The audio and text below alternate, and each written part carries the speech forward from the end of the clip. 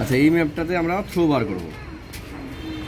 এটা হচ্ছে সেকশন লাইনে, এই হচ্ছে পি, এই হচ্ছে কিউ। থ্রো বার করার ক্ষেত্রে এটা হচ্ছে ফল্ট, এই যে ফল্ট লাইন, তাহলে ফল্টের ডানে এবং বায়ে সেম বেড বার করতে হবে।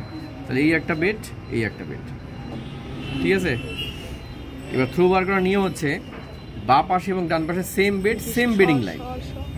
এই বেডের উপরেরটা যে লাইন, এটা যদি আমরা মার্ক করি রেড দিয়ে, তো এটা মার্ক করলাম আমাদের এমনি চেনার সুবিধার জন্য। তাহলে এই বেডের উপরের লাইন আর এই বেডের উপরের লাইন সেম। অথবা তুমি চাইলে এই বেডের নিচের লাইন অথবা এই যে এই বেডের নিচের লাইন, হয় রেডটা নাও অথবা ব্লুটা নাও। এবার ঘটনা হচ্ছে এখানে মানে থ্রো বের করার ক্ষেত্রে সরাসরি হবে না। কেন হবে না? আমি নীল বেডিং লাইনে এক জোড়া স্ট্রাইক লাইন টানলাম, এটা কত 100 100, তাহলে 100-এর একটা স্ট্রাইক লাইন। আরেকটা টানলাম 200, দেখ 200টা যতই লম্বা করি না কেন এখানে কিন্তু মেলেনি। এই বেডে মিলেছে, টাচ করেনি। তাহলে যদি স্ট্রাইক লাইন ফল্টের ডান পাশের অথবা বাঁ পাশের স্ট্রাইক লাইন যদি সেম বেডে টাচ না করে তাহলে আমরা কী করব? যদি সরাসরি টাচ করতো তাহলে তো হয়ে যেত। এবার টাচ করেনি, তাহলে আমাদের কী করতে হবে?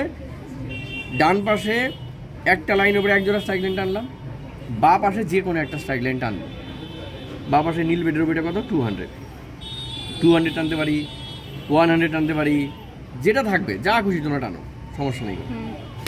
ডান পাশে এক জোড়া, বাঁ পাশে একটা, অথবা বাঁ পাশে এক জোড়া, ডান পাশে একটা। এবার ডিভাইডার দিয়ে কী করবো? এটা একটা মাপবো। এই যে এটা হচ্ছে 100, এটা 200, বাড়ছে এদিকে। 200-এর পরে কী হবে? 300, তারপর 400, তারপর 500।